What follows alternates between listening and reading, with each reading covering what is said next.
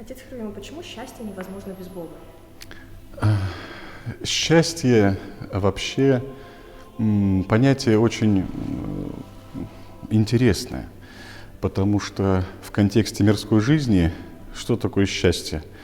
Это когда человек пытается прийти к какому-то определенному комфорту и достижение определенных конкретных целей. И тогда считает, что это счастье, когда, так сказать, пазл складывается.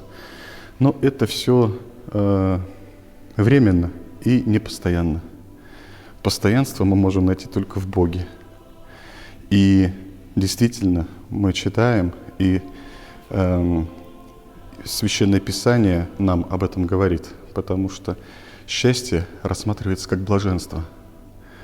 А почитаем Нагорную проповедь Спасителя, когда он множество раз говорит о том, как человек может стать счастливым, то есть достичь этого блаженства. Блаженны нищие духом, блаженны чистые сердцем. То есть счастливые те люди, которые это будут делать.